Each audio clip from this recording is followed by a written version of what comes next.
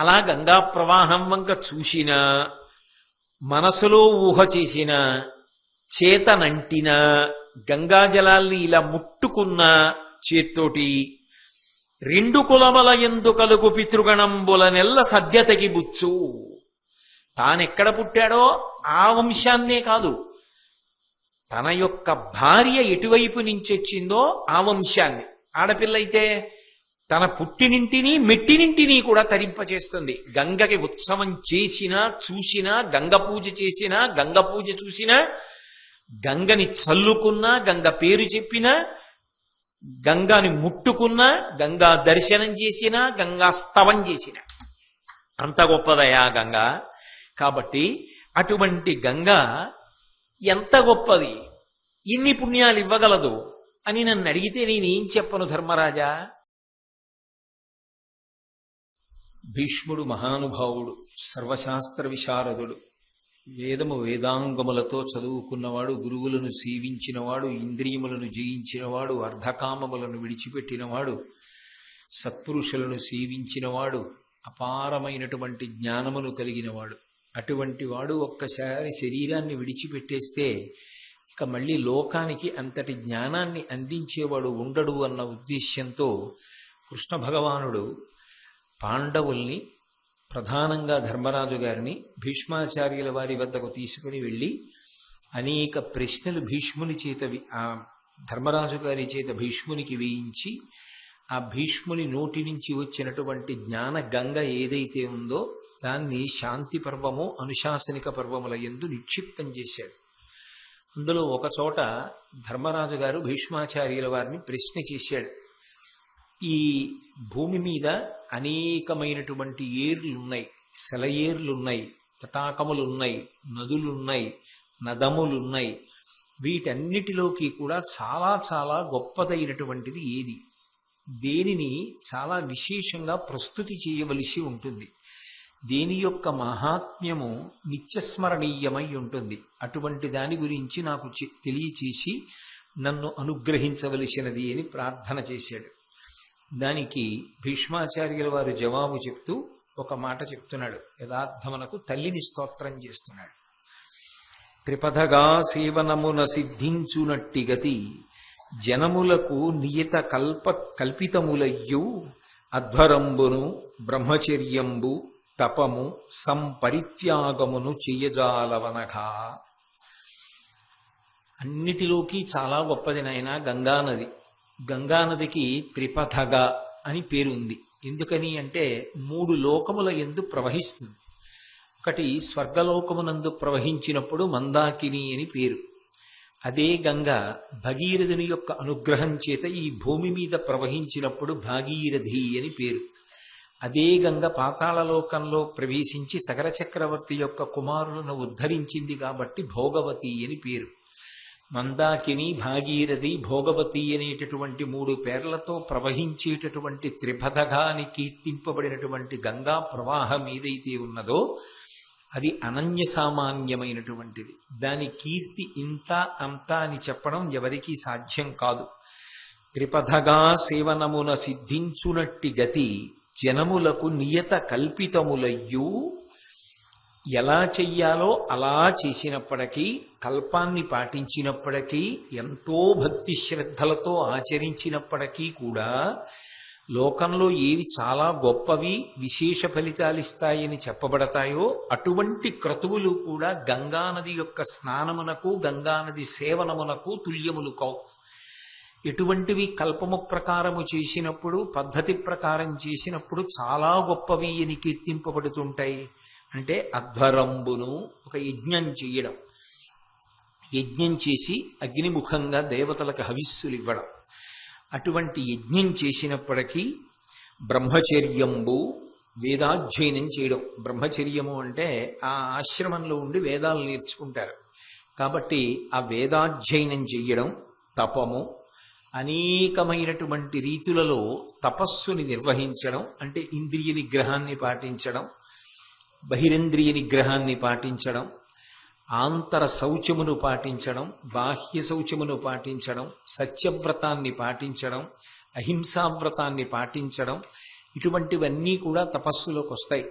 ఇటువంటి గుణగణములతో కూడుకున్నటువంటి తపస్సుని మేరలేని రీతిలో అనుష్ఠించినప్పటికీ కూడా సంపరిత్యాగమును, తాను సంపాదించిన దాంట్లో సింహభాగాన్ని దానం చేసేసినప్పటికీ కూడా చేయజాలవనగా అత్రిపదగా, అంటే గంగ యొక్క సేవనము అంటున్నాడు భీష్ముడు. గంగానదిని సేవించుట అన్న మాటకు అర్థం ఏమిటి అంటే గంగ ఎందు స్నానము చేయుట ఒక్కటే అని నిర్ధారించడం కుదరదు. ఒక్కసారి ఆ గంగా ప్రవాహాన్ని ఊహ చేశాడనుకోండి, బ్రహ్మాండమైనటువంటి తరంగములతో వెళ్ళిపోతుంటుంది. రంగతుంగ తరంగ సంఘములతో రంజిల్లు ఘోషంబుతో బంగారంబగు పొంగుతో నురగతో పువ్వాట తుంపర్లతో భంగుల్ సల్పుచు జంగలించుతన భూభాగము నుండి జారన్ గంగమ్మను దల్చితే శిరమునన్ రంజిల్లుతును శంకర అంటారు. ఆ గంగ అద్భుతమైనటువంటి ప్రవాహం. అటువంటి ప్రవాహంతో కూడుకున్నటువంటి గంగానది ప్రవాహాన్ని మనస్సులో స్మరించినంత మాత్రం చేత భవాంగపతితంతోయం పవిత్రమితి పస్పృశు, పరమశివుని యొక్క శరీరమును తాకి భూమి మీద పడింది. అలా పడినటువంటి కారణం చేత గంగ తుంపర్లని స్మరించిన, గంగానదిని స్మరించిన, గంగానది పేరెత్తిన, గంగ చెంబుని పూజ చేసిన, గంగానది స్నానం చెయ్యాలని వెంపర్లాట మనసులో పొందిన, ఎప్పుడెప్పుడు నేను గంగలో మునక వేస్తానా అని భావన చేసిన, తాపత్రయమాగక లౌకిక జలములు అంటే ఇంట్లో నీళ్లు స్నానం చేసేటప్పుడైనా ఇవి గంగా జలములు అవుగాక అని మనసులో సంకల్పం చేసి గంగే చ యమునే చైవ గోదావరి సరస్వతి నర్మదే సింధు కావేర్యౌ జలేస్మిన్ సన్నిధిం కురు ఆయాంతు స్నానం ద్రవ్యాన్ని సంప్రోక్ష్య అనుకుని ఆ నీళ్లు తీసి తల మీద చల్లుకుని స్నానం చేసినంత మాత్రం చేత కూడా గంగ అనుగ్రహించగలదు. అందుకే గంగకి ఉత్సవము అంటారు. గంగ చెంబులు పల్లకీలో పెట్టుకుని గంగా స్తోత్రం చెప్తూ, గంగా నామాలు చెప్తూ గంగామాతాకి జై అంటుంటారు. ఆ చెంబులు పల్లకీలో పెట్టి ఊరిరిగింపుగా తీసుకొచ్చి అక్కడ పెట్టి పూజ చేసినప్పటికీ కూడా అది గంగకి ఉత్సవం చేసినట్టే. నిత్యహారతులు ఇస్తూ ఉంటారు ఆ గంగానదికి. ఆ హారతుల వైభవాన్ని జ్ఞాపకం తెచ్చుకున్న మనసు ఎంతో సంతోషంగా ఉంటుంది. అందున మనందరం కాశీయాత్ర చేసినప్పుడు పొందినటువంటి ఆనందం వర్ణనాతీతం. ఎందుచేత అంటే ఎక్కడో గంగానది మధ్యలో ఉన్నటువంటి సైకతాన్నంతటినీ కూడా మనం తీసుకుని అంటే వాళ్ళ అనుమతి తీసుకుని అక్కడ ఒక పెద్ద వేదిక నిర్మాణం చేసి గంగానది ఒడ్డున ఆ ఘాట్లలో ఉండేటటువంటి పడవలన్నిటినీ కూడా అప్పుడు మనం వెళ్ళిన యాత్రికులే అద్దెకి తీసేసుకుని అందరం భజనలు చేస్తూ పెద్ద పాటలు పాడుతూ సంతోషంగా ఆ మధ్యలో ఉన్నటువంటి ఇసుక తిన్నె మీదకి చేరుకుని అక్కడ ఉన్న వేదిక మీద కూర్చుని నేను గంగావతరణం చెప్పుకునే అదృష్టాన్ని పొందితే ఆ గంగావతరణం చెప్తుండగా చుట్టూ గంగా ప్రవాహాన్ని చూస్తూ ఆనందించి చీకటి పడుతూ ఉండగా అందరం అరటి దొప్పలు ప్రమిదలు చేసి అందులో దీపాలు వెలిగించి యాత్రికులందరం ఆ ఇసుక తిన్నెల మీద విడిచిపెడితే ప్రవాహం వాలు ఎటుందో ఆ దీపాలన్నీ ఒక్కసారి అలా వెళ్ళిపోతుంటే గంగా ప్రవాహంలో మనం ఆ పడవలలోని ఒడ్డుకొచ్చి ఎదురుగుండా హారతి జరుగుతుంటే అభిముఖంగా పడవలలో కూర్చుని ఆ హారతిని అంతటినీ చూస్తూ ఎంతో ఆనందపడిపోయాం. ఎందుకు మీకు జ్ఞాపకం చేస్తున్నాను అంటే ఒకసారి గంగా స్మరణము కూడా గంగా సేవనమే కనుక మనం చేసిన యాత్రని సింహావలోకనంగా ఒక్కసారి ఆ గంగా వైభవాన్ని జ్ఞాపకం తెచ్చుకోవడం. ఒకరోజు మధ్యాహ్నం మనం అందరం మణికర్ణికా ఘాట్కి వెళ్ళి మణికర్ణికా స్తోత్రం చెప్పి అందరం కలిసి ఇంచుమించు 600 మంది ఆ రోజుల్లో అంతమందిని కలిసి గంగా స్నానాలు చేసి బయటికి వచ్చి చెప్పులు, గొడుగులు, నూతన వస్త్రాలు దానాలు చేస్తే అది ఆయన తృప్తి, ఆయన గొప్పగా మన గొప్ప కాదు. ఆ కాశీ ఒడ్డున ఉన్న బ్రాహ్మణులు వచ్చన్నారు, మా దరిద్రం తీరిపోయిందండి అన్నారు. అంత గొప్ప దానాలు జరిగాయి ఆ రోజుల్లో. అంత గొప్పగా కాశీయాత్ర చేసి పరమ సంతోషంగా మనందరం తిరిగి వచ్చి ఇక్కడే గంగ పూజలు చేసి కాశీ సంతర్పణ చేసుకున్నాం.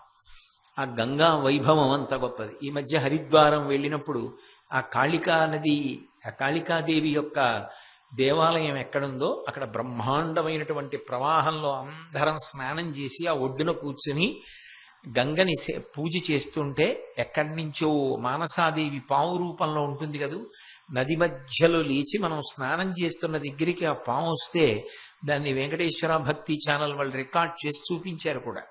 ఆ పసుపు కుంకాలు మనం వేసిన వాటిల్లో పొర్లి మళ్ళీ వెళ్ళిపోయింది ఆ పాము. అలా ఆ గంగని అనేక పర్యాయాలు సేవించుకునేటటువంటి అదృష్టాన్ని ఆ గంగానది మనకిచ్చింది. పరీక్షిత్ మహారాజు గారు అంటాడు, ఆ తల్లి ఎంత గొప్పది అంటే, ఒక్కసారి అమ్మా అని పిలిచిన నరు పొమ్మా అని ముక్తి కడకు బుట్టువట, లిమ్మా నీ రూపముతో రమ్మా నాకెదురంగ గంగ రమ్యతరంగా అంటాడు. ఒక్కసారి గంగ దగ్గరికి వెళ్ళి అమ్మా అంటే చాలట, పొమ్మా అని ముక్తినిస్తుందట. అటువంటి ఓ గంగా సాకారంగా లేచి అమ్మా రావా, వచ్చి నన్ను అనుగ్రహించవా అంటాడు.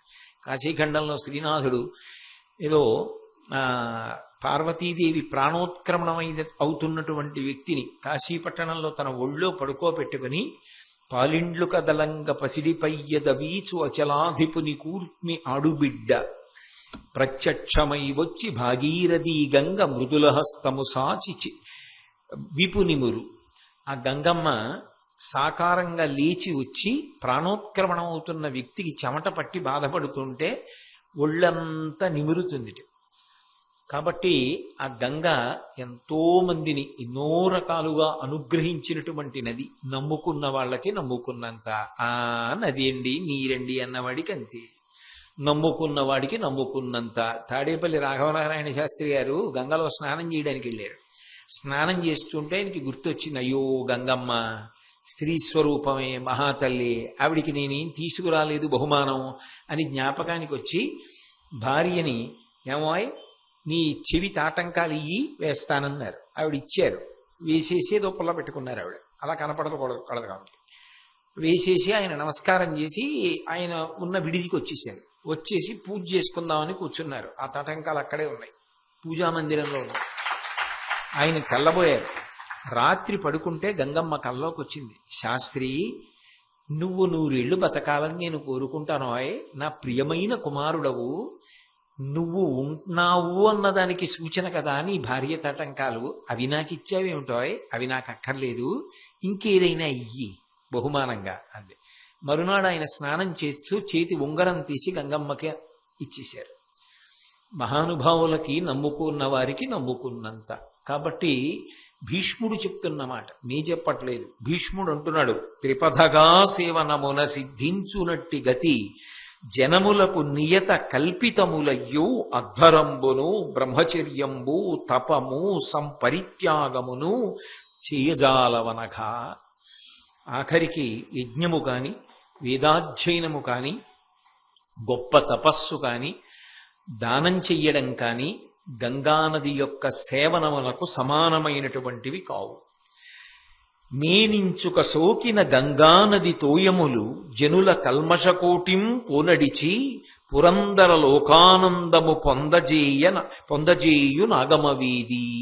ఓ ఆగమవేది, వేదములను బాగా చదువుకున్నవాడా ధర్మరాజా, నీకు తెలియని విషయమా? గంగానదిలో స్నానం చెయ్యక్కర్లేదయా. తెలిసి కాని తెలియక కాని గంగాజలం ఒంటికి తగిలితే, సంప్రోక్షించినప్పుడు గంగ తల మీద పడినా కూడా ఆ గంగ ఏం చేస్తుంది అంటే సమస్త పాపములను పరిహరించి స్వర్గలోక నివాసాన్ని ఇప్పిస్తుంది. అంత శక్తి కలిగినటువంటిది, అంతగా పాపములను పరిహరించగలిగినటువంటిది, అంత శక్తి కలిగినటువంటి జలములయ్య గంగవి. అందున మీరు ఒకటి గమనించాలి, గంగానదిని స్తుతి ఎందరో చేశారు. శంకరాచార్యుల వారంతటి వారు కూడా గంగాష్టకం చేశారు. మిగిలిన వాళ్ళు గంగానదిని స్తోత్రం చేయడం భక్తులుగా చేస్తారు. భీష్ముడు భక్తుడుగానే కాదు, అమ్మకి కొడుకుగా కూడా స్తోత్రం చేస్తున్నాడు. ఎందుకంటే గాంగేయుడు ఆ అమ్మకి కొడుకు కాబట్టి ఆ అమ్మని స్తోత్రం చేయడం ఎంత సంతోషంగా ఉంటుంది. అందున మహాపురుషుల యందు ఒక లక్షణం ఉంటుంది, వాళ్ళు అవతార పరిసమాప్తి చేసే ముందు తల్లిని ఒక్కసారి స్మరిస్తారు తప్పకుండా. చంద్రశేఖరేంద్ర సరస్వతి మహాస్వామి వారంతటి వారు ఇక తన బ్రహ్మైక్యాన్ని పొందుతారు అనగా, మహాలక్ష్మమ్మ గారు తల్లిగారి యొక్క చిత్తరువు తీసుకెళ్లిపోతుంటే పిలిచి ఒకసారి కళ్ళకద్దుకుని తల మీద పెట్టుకుని ఇచ్చేసి కలవై వంక తిరిగి నమస్కారం చేసి బ్రహ్మీభూతులైపోయారు. అందుకని తల్లి మీద ఎంత భక్తి ఉంటుంది భీష్ముడికి. అందుకని ఏదో ఎక్కువ చేసి చెప్తున్నాడు అనుకోకూడదు. గంగ యొక్క వైభవం అంతే. కాబట్టి పురందరలోకానందము పొందజేయు నాగమ వీధి, వేదములను చదువుకున్నవాడా, స్వర్గలోకమునకు చేర్చగలిగినటువంటి శక్తి కలిగినది గంగానది. మును పాపములిన్ని యొనర్చిన పిదపను గంగనాడ, చీకటి రవి తోచిన విరియ గతి విరియు అయ్యనగుడు ఇలాతలము దొరగి అమరతనుందున్. తెలిసో తెలియకో ఎన్ని పాపాలు చేసిన వాడైనా సరే, అమ్మా ఇన్ని పాపాలు చేసేశానమ్మా, నా బుద్ధి మారిందమ్మా, నన్ను అనుగ్రహించమ్మా, నా పాపములను కాల్చేయమ్మా అంటే అగ్నితో కాల్చాలి, తన నీటితో కాల్చేస్తుంది గంగ.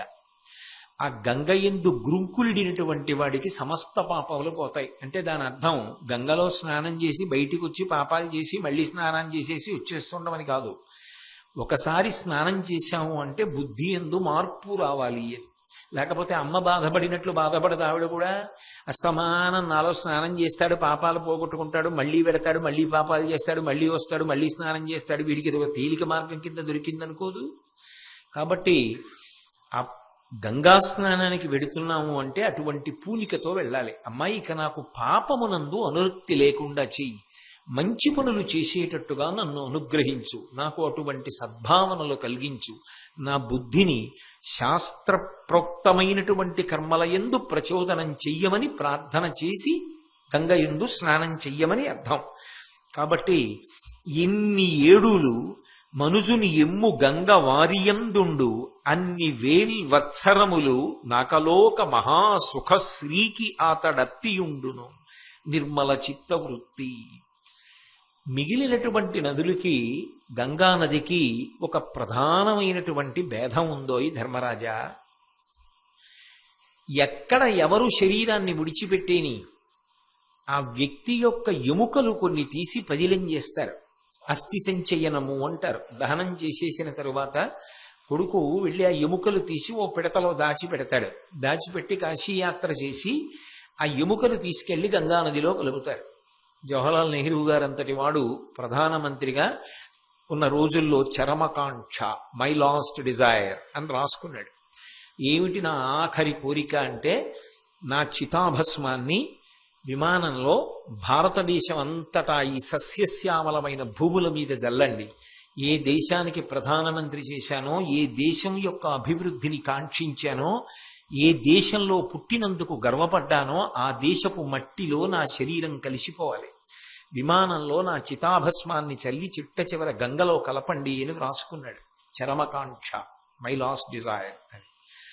కాబట్టే లోకంలో ఎవరి శరీరం పడిపోయినా అగ్ని సంస్కారం చేసిన తరువాత అస్థి సంచయనం చేసి ఆ ఎముకలను కొడుకులు తీసుకెళ్లి కర్తలు కనుక గంగ నీళ్లలో కలిపేస్తారు. ఎందుకు కలుపుతారు అంటే దానికి భీష్మాచార్యుల వారు ఒక ప్రమాణాన్ని చెప్పాడు. ఎన్ని ఏడులు మనుజుని ఎమ్ము గంగ వారియందుండు, ఇన్ని సంవత్సరాలు ఆ వ్యక్తి యొక్క ఎముక గంగ నీటిలో ఉంటుందో అంతకాలం ఆ వ్యక్తిని స్వర్గలోకమనందు ఉంచుతారు. అది గంగ యొక్క శక్తి. అన్నీ మన ఊహలకు అందుతాయా? అన్నీ ప్రత్యక్ష ప్రమాణములుగా కనపడతాయా అంటే అలా చెప్పడం చాలా కష్టం. కొన్నింటికి శాస్త్రం ప్రమాణం, కొన్నింటికి ఏమిటి నిజాటికి అన్నిటికీ శాస్త్రమే ప్రమాణం.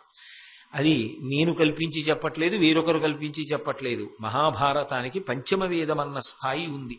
అందులో సామాన్యుడు కాదు మాట్లాడుతున్నవాడు, భీష్ముడు మాట్లాడుతున్నాడు. భీష్ముడు బతికినట్టు జీవితంలో ఒకరోజు కూడా బ్రతకడం చాలా కష్టం. అటువంటి వాడు చెప్పిన మాటలను కాదు అని అనగలగడం మహాసాహసం. వాటి మీద అపనమ్మకం ప్రకటించుకోవడం ఆత్మహత్య సదృశ్యం అయిపోతుంది కదూ. మరి రామాయణ భారతాల్ని నమ్ముకున్న జాతికి భీష్మాచార్యుల వారి మాటలు ప్రమాణములైతే అందులో ఆశ్చర్యపోవలసిన విషయం ఏముంది? అందుకే ఇప్పటికీ లోకంలో ఎక్కడ తల్లిదండ్రులు శరీరాన్ని విడిచిపెట్టినా దహన సంస్కారం చేసిన తర్వాత ఆ అస్థి సంచయ ప్రక్రియ అయిపోయిన తర్వాత అస్థికలు తీసుకెళ్లి ఆ అస్థులను గంగానది ఎందుకు కలుపుతారు. ప్రధానంగా గంగలో కలుపుతారు. ఎందుకు కలుపుతారు అంటే ఇది ప్రమాణం. ఇన్నేళ్లు గంగ యందు ఆ ఎముకలు ఉంటాయో అంతకాలము ఆ వ్యక్తుల యొక్క జీవుడు స్వర్గలోకవాసము అనుగ్రహింపబడతాడు అని భీష్ముడు ధర్మరాజుతో ఒక మాట చెప్పాడు.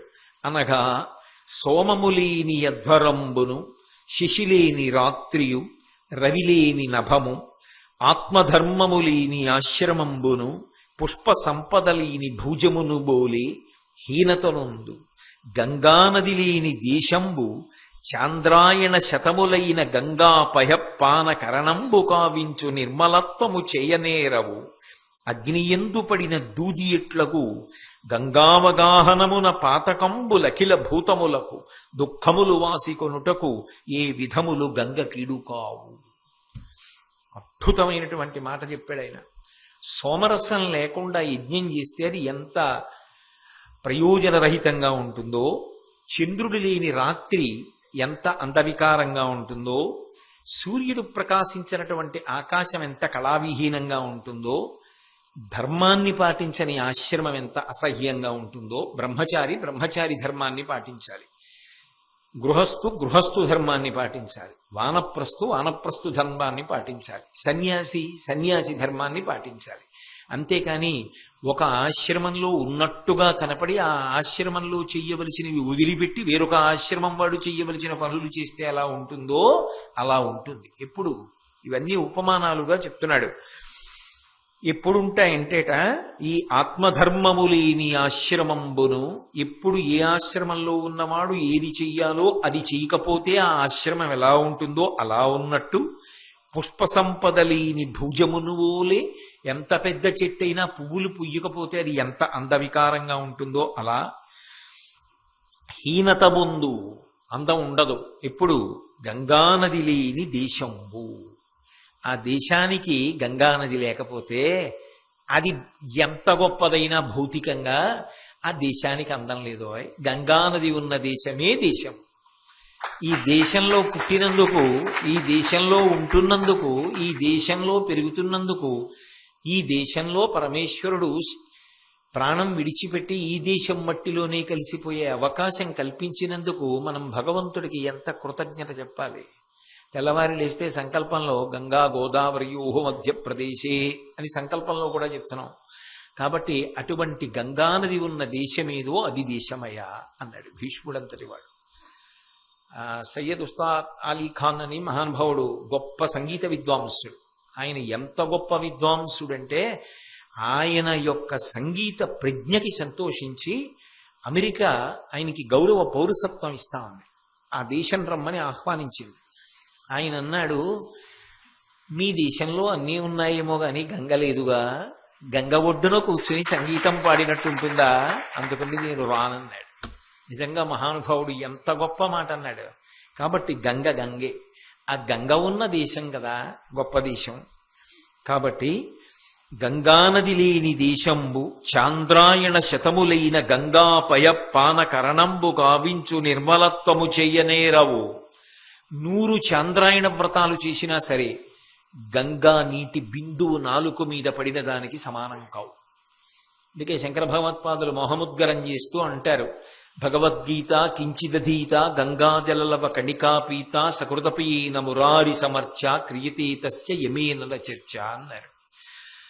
భగవద్గీత కించిదధీత, భగవద్గీతలో ఒక్క శ్లోకాన్ని ప్రతిరోజు అర్థం చేసుకుని బాగా చదువుకున్నా, గంగాజలలవ కణికాపీత, గంగానది యొక్క చిన్న బిందువు నాలుక మీద పడిన, సహృదపయేన మురారి సమర్చ, మురాసురుడి యొక్క శత్రువైనటువంటి కృష్ణ భగవానుడి యొక్క పూజ చేసిన, క్రియతే తస్య యమేన న చర్చ, యమధర్మరాజు గారితో వాడికి చర్చ లేదు. అదేమిటంటే ఆయనతో మాకెందుకండి చర్చ అంటారేమో, ఆయన రమ్మండం నేను రానండం ఉండవు. అంటే ఆఖరణ ఆయన దర్శనం పొందవలసిన అవసరం ఉండదు. అంత గొప్పది గంగా నది. కాబట్టి ఆ గంగయందు స్నానం చేయడం అంటే ఎటువంటిదో తెలుసా ధర్మరాజా? బ్రహ్మాండమైనటువంటి అగ్నిహోత్రంలోకి దూది వెళ్ళి పడిందనుకో, ఇక మిగులుతుందా దూది? గంగానది యందు స్నానము చేసినటువంటి వాడి పాపములన్నీ అలా దహించుకుపోతాయి. ఇది వింటుంటే మీకు ఏమనిపిస్తోంది? ఓసారి మళ్ళీ కాశీయాత్రకి వెడితే బాగుండు అనిపిస్తుంటుంది కదా. గంగే. కాబట్టి దుఃఖములు వాసికొనుటకు ఏ విధములు గంగకీడు కావు. సమస్త దుఃఖములను పోగొట్టుకోవడానికి గంగానది కన్నా సమానమైనది, గంగా స్నానము కన్నా గొప్పది, గంగా స్మరణము కన్నా గొప్పది, గంగా పూజనము కన్నా గొప్పది, గంగా ఉత్సవము కన్నా గొప్పది లోకమునందు లేదు అని శరణంబులేని జనులకు పరమ శరణమండ్రు మునులు భాగీరథి, నిర్జరులకు అమృతములట్టుల నరులకు గంగాజలంబనగ నీవిందు. ధర్మరాజా, మునులు చెప్తూ ఉండగా నేను విన్నాను, దేవతలు అమృతం తాగుతారు, అమృతం తాగి వృద్ధాప్యాన్ని పొందకుండా ఉంటారు. అమృతాన్ని తాగి దేవతలందరూ కూడా వృద్ధాప్యాన్ని పొందకుండా ఎలా ఉండగలుగుతున్నారో అలా ఈ భూలోకంలో ఉండేటటువంటి ప్రజలందరికీ కూడా అమృతంతో సమానమైనది ఏది అంటే గంగా ప్రవాహం. గంగానది నీరు తాగడం, గంగా స్నానం చెయ్యడం, గంగా స్మరణం, గంగా సేవనం, గంగా పూజనం, గంగా ఉత్సవం అమృతాన్ని తాగడంతో సమానం. దేవలోకంలో ఉన్న దేవతలకి అమృతం ఉంటే భూలోకంలో ఉన్న ప్రజలకి గంగానది ఉన్నది అని మునులు చెప్పుకుంటూ ఉండగా నేను విన్నాను ధర్మరాజా. అంత గొప్పదయా గంగా అని ధర్మరాజు గారితో చెప్తూ ఒక పాట అన్నాడు. తలపై జాహ్నవి వాలుక అలికి కొనిన పాలతటి అంతర్మృత్ సంకలితము చేసిన పాపంబులు తొలగు సుపర్ణుగనిన భుజగముల క్రియన్. గంగానది స్నానం చేసేటప్పుడు ఓ ధర్మరాజా, 2 కార్యాలు చేసిన వాడు ఉంటాడే, వాణ్ణి చూసి గరుత్మంతుణ్ణి చూస్తే పాములు ఎలా పారిపోతాయో అలా పాపములు పారిపోతాయి. ఏమిటా 2 పనులు అంటే, తలపై జాహ్నవి వాలుక అలికి కొనిన ఆ గంగానదీ ప్రవాహం లోపల ఉన్నటువంటి ఇసక కొద్దిగా, ఏదో దోషిళ్ళు కాదు, కొద్దిగా ఇసక తీసుకుని తల మీద రాసుకున్న వాణ్ణి, అలాగే పాలతటి అంతర్మృత్ సంకలితము చేసిన ఆ నదీ ప్రవాహంలో అడుగున ఉన్నటువంటి కొద్దిగా మట్టి తీసి, మట్టి అంటే ఏదో దోషిళ్ళని కాదు, ఓ చిటికెడు తీసి ఇలా లలాటమునందు పెట్టుకుని స్నానం చేసిన వాడెవరు ఉంటాడో అలాంటి వాడి యొక్క పాపములు గరుత్మంతుని యొక్క దర్శనం చేసినటువంటి పావులు ఎలా పారిపోతాయో అలా పారిపోతాయి. అంటే గంగా నదియే కాదు, గంగ ఒడ్డునున్న ఇసుక అంత గొప్పది. అంటే దాని అర్థం ఏంటి? గంగానదిలో స్నానానికి వెళ్ళేటప్పుడు చిటికెడి ఇసుక తీసి తల మీద వేసుకొని గంగలో స్నానం చేసేటప్పుడు ఇంత మట్టి తీసి ఇలా పెట్టుకున్న వాడి యొక్క పాపములు గరుత్మంతుణ్ణి చూసిన పాపముల వలె పారిపోతాయి. నేను చెప్పట్లా, భీష్మాచార్యుల వారు చెప్పిన మాట. కాబట్టి అంత గొప్పదయా గంగానది యొక్క స్నానం, ఆ గంగానది దర్శనం అంత గొప్పది. విను, గంగా గంగాయను కీర్తనములతో ఒండు నీట తగ మునిగిన అజ్జనులు దురితముల దొరగుదురు అని ఆర్యులు చెప్పవిందు అంచిత చరిత. ఓ ధర్మరాజా, గంగానది దగ్గరికే వెళ్ళి స్నానం చెయ్యక్కర్లేదు. గంగా స్నానం చెయ్యాలని మనసు ఉవ్విళ్ళూరి, ఇప్పుడు మీరు ఇది వింటున్నారు, నేను చెప్తున్నాను, నాకో మీకో గంగా స్నానం చెయ్యాలని మనసు ఉవ్విళ్ళూరింది అనుకోండి. రేపు ఉదయం స్నానం చేసేటప్పుడు బిందెలో నీళ్లు పట్టుకుని ఒకసారి దాని వంక చూసి ఏమీ చెప్పక్కర్లేదట, ఇదే గంగాజలం అనుకుని గంగా గంగా అనుకుని ఎవరైనా స్నానం చేస్తే గంగా స్నాన ఫలితాన్ని నాకు ఇయ్యమ్మా అని భావన చేసి ఆ నీళ్లు పోసుకున్నా అవి గంగానదీ జలములు కాకపోయినా వాడికి గంగా స్నాన ఫలితమును గంగ కట్టబెడుతుంది. అది గంగానది యొక్క వైభవము, గంగానది అధిష్టాన దేవత యొక్క అనుగ్రహము. అటువంటి నదులు ఉన్న దేశంలో పుట్టాం కాబట్టే బకించంద్ర చటర్జీ దేశాన్ని కీర్తిస్తూ వందే మాతరం సుజలాం సుఫలాం మలయజ శీతలాం సస్యశ్యామలాం మాతరం వందే మాతరం అని కీర్తించాడు. కాబట్టి అంత గొప్పదయా. వినిన వేడుక చేసిన కనిన చేతనంటినను 2 కులముల యందు కలుగు పితృగణంబులనెల్లా సద్గతికి పుచ్చు గంగ ఎటు చేయునో అవగాహనమున. ఓ ధర్మరాజా, గంగానదికి కొన్ని అద్భుతమైన శక్తులున్నాయి. గంగానది గురించి విన్నా ఒక్కసారి వాడు గంగానది గురించి విన్నాడు. ఏ కారణం చేతనో అలా వినిన కారణం చేత వేడుక చేసిన, గంగకి ఉత్సవం చేసిన, గంగ చెంబు పల్లకీలో పెట్టుకుని గంగానది స్తోత్రం చెప్తూ లేకపోతే జై గంగామాతాకి అంటూ తిరిగి వచ్చాడు. ఆ గంగ బింది చెంబులన్నింటికి హారతి ఇచ్చాడు. ఆ గంగ నీళ్లకు పూజ చేశాడు. ఆ గంగ చల్లుకున్నాడు. గంగకి ఉత్సవం చేశాను నేను అన్నాడు. ఇది గంగోత్సవము అన్నాడు. అలా ఉత్సవం చేసిన కనిన అలా ఒక్కసారి వెళ్ళి ఆ గంగా ప్రవాహం వంక అలా ఒక్కసారి రెండు కందులతో చూస్తే అలా గంగా ప్రవాహం వంక చూసిన, మనసులో ఊహ చేసిన, చేతనంటిన, గంగా జలాల్ని ఇలా ముట్టుకున్న చేత్తోటి రెండు కులమల ఎందు కలుగు పితృగణంబుల నెల్ల సద్యతకి బుచ్చు. తానెక్కడ పుట్టాడో ఆ వంశాన్నే కాదు, తన యొక్క భార్య ఎటువైపు నుంచి వచ్చిందో ఆ వంశాన్ని.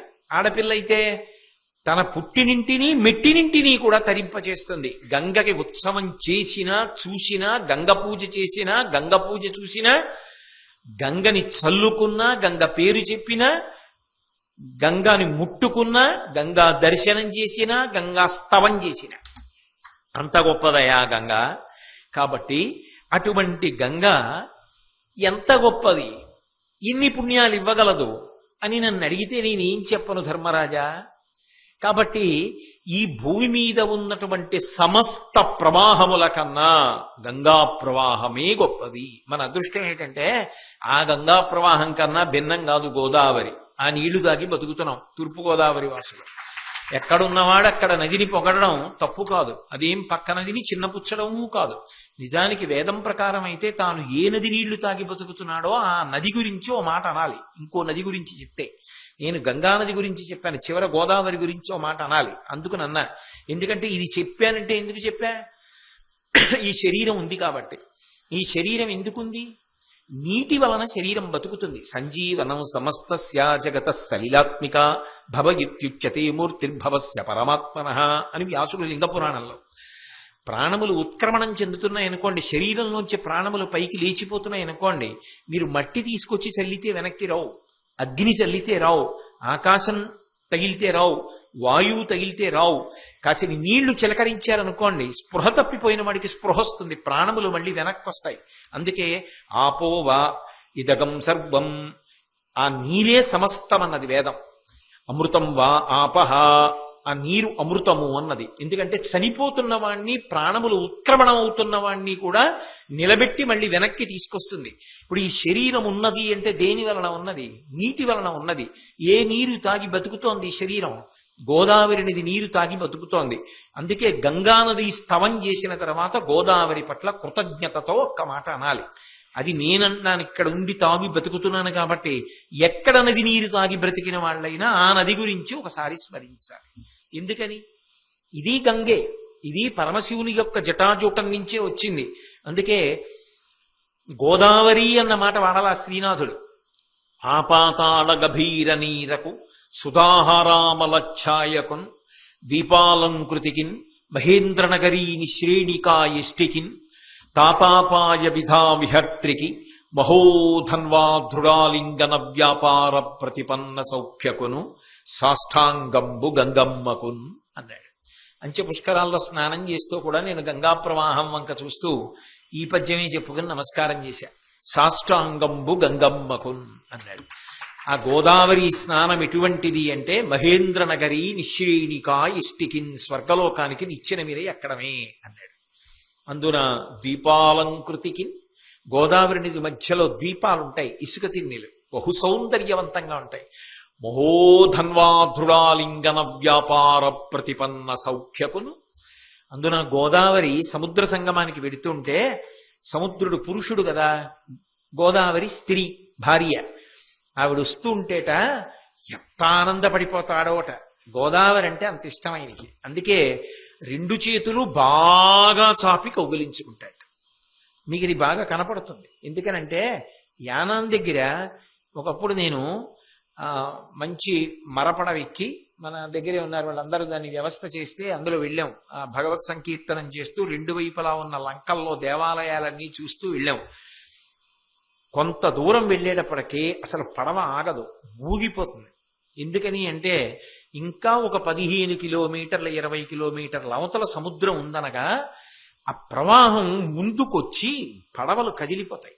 అంత చేతులు చాపుతాడు సముద్రుడు. మహోధన్వా ధృడాలింగన వ్యాపార ప్రతిపన్న సౌఖ్యకును, ప్రియమార భార్యని భర్త కౌగిలించుకున్నప్పుడు రెండు చేతులు చాపి ఆలింగనం చేసుకున్నట్టు బంగాళాఖాతమనబడేటటువంటి ఆ మహాసముద్రం గోదావరి ప్రవాహం సంగమానికి ఎడుతుంటే ఇలా రెండు చేతులు చాపి ఉత్సాహంగా కౌగిలించుకుంటుంది. ధృడాలింగన వ్యాపార ప్రతిపన్న సౌఖ్యకును సాష్టాంగంబు గంగమ్మకున్. కాబట్టి గోదావరికి కూడా గంగా అని పేరుంది. కాబట్టి అటువంటి గంగానది అంత గొప్ప గంగ. కాబట్టి ధర్మరాజా, ఆ గంగానదిని స్మరిస్తే చాలయా, వరుసగా గోవు, గంగ, గాయత్రి, గోవిందుడు చాలా గొప్పవి కదూ. నిన్నను గోవు, ఇవాళ గంగ. అటువంటి గంగా ప్రవాహం అటువంటి గంగని స్మరిస్తుండు ధర్మరాజా, అది నీకు శ్రేయస్సుని చేకూరుస్తుంది అని చెప్పిన తరువాత సాధుజనులు ఎలా ఉంటారు, అసాధుజనులు ఎలా ఉంటారు. సాధుజనులు అంటే మంచి మార్గంలో ఉండేవాళ్ళు, చెడు మార్గంలో ఎలా ఉంటారు నాకు ఒక్కసారి చెప్పండి తాతగారు అన్నాడు. అబ్బో, ధర్మరాజు గారు ప్రతిరోజు వెళ్ళినప్పుడు, వినడానికి వెళ్ళినప్పుడు ఆయన వినయం ఆశ్చర్యంగా ఉంటుంది. అంపశయ్య మీద కదా ఉన్నాడు. వెళ్ళి తాత అని పిలిచి తన యొక్క శిరస్సు ఆయన పాదములకు తగిలేటట్టుగా నమస్కారం చేస్తాడు. చేసిన తరువాత ఎంత సంతోషిస్తాడో, భీష్ముడు చెయ్యి పెట్టి దగ్గరికి తీసుకుని మూర్ధన్య స్థానమును ఆఘ్రాణించి ఆ ధర్మరాజుకి రోజు ఆయన అడిగిన ప్రశ్నలన్నింటికీ జవాబులు చెప్తుంటాడు. ఏమి శాంతి పర్వం అండి, ఏమి అనుశాసనిక పర్వం, ఏదో నేను రుచి చూపించడానికి అంతే. రెండు మీకు తెలియందా, మీకు అన్నీ తెలుసు, మీరు చదువుకున్నవారు, ఏదో మనం తెలిసిన వాళ్ళల్లా కూర్చుంటే పాపం ఆయన ఏం చెప్తాడు భయపడతాడని అలా కూర్చుంటారంతే. కాబట్టి అలా సాధు పురుషుడికి అసాధు పురుషుడికి భేదం ఏమిటో నాకు చెప్పు తాత అని అడిగాడు. అడిగితే తమయంత నిరుగరు ధర్మంబు సదుపదేశమునను కానరసాధుజనులు, ధర్మబోధం వివిధంబులు రెంటను కలిగిడువారు సాధులు, తదీయ చరితంబు విను విడువరు మలమూత్రంబులర్హంబు కానిచో అధిప, అతిథి భోజన శిష్టాన్న భోజులు, తెరువిచ్చి తగిన వారలకు ప్రదక్షిణముగా నరుగుదురు, నడపుదురు సత్య ఆర్జవములు, శరణుసొచ్చిన కాతురు, సురతగుప్తి పరులు, నిజదార తృప్తులు, గురు వినీతులు, అమల హృదయులు సంతోషమరగలరు. వీళ్ళు సాధు పురుషులు అని ఎలా గుర్తుపట్టచ్చో నీకు చెప్తాను విను. అసలు ధర్మాన్ని తనంత తాను తెలుసుకుందామన్న ప్రయత్నాన్ని అసాధు పురుషుడు చెయ్యడు. దుర్మార్గుడైన వాడు ఉంటాడే, వాడు ఏమంటాడంటే మిగిలిన వాళ్ళు ఎవరికీ ఏమీ తెలియదు కానీ నాకు తెలియకపోవడం ఏమిటి, నాకు అన్నీ తెలుసు, అసలు నాకు తెలుసున్నవి వాళ్ళకెవ్వరికీ ఏమీ తెలియవంటాడు. కాబట్టి వాడు అసలు తెలుసుకునే ప్రయత్నం చేయడు. తెలుసున్న వాళ్ళు ఎవరైనా చెప్పినా అది వినడు, దానికి వంక పెడతాడు. ఇదే మాట సీతమ్మ సుందరకాండలో అంది. ఇహ సంతో నవాసంతి సతోవా నానువర్తసే తథాహి విపరీతాతే బుద్ధిరాచారవర్జిత అని అడిగింది రావణాసురుణ్ణి. ఇక్కడ ఎవరు చెప్పేవాళ్ళు లేరా, నువ్వు వినవా, నీకు తెలియదా, ఎక్కడుంది దోషం అని అడిగింది. అదే భీష్ముడు చెప్తున్నాడు మళ్ళీ అనుశాసనిక పర్వంలో. అసాధు పురుషులు దుర్మార్గులు ఉంటారే, వాళ్ళు అసలు ధర్మం ఏమిటి అన్నది తెలుసుకునే ప్రయత్నం వాళ్ళంతట వాళ్ళు చెయ్యరు. రెండు, ఎవరైనా ధర్మం ఏమిటో చెప్పే ప్రయత్నం చేస్తే వాళ్ళకి నచ్చదు సరికదా, వాళ్ళని ఎలా విమర్శిద్దామని ప్రయత్నిస్తారు. కాబట్టి ధర్మమునందు అనురక్తి లేని వారు అని ఈ రెండు కారణముల చేత తెలుస్తూ ఉంటుంది. రెండు, ధర్మాత్ముడైన వాడు ఉంటాడే, వాడు ఎప్పుడూ ధర్మం ఏదో తెలుసుకోవాలనుకుంటూ ఉంటాడు.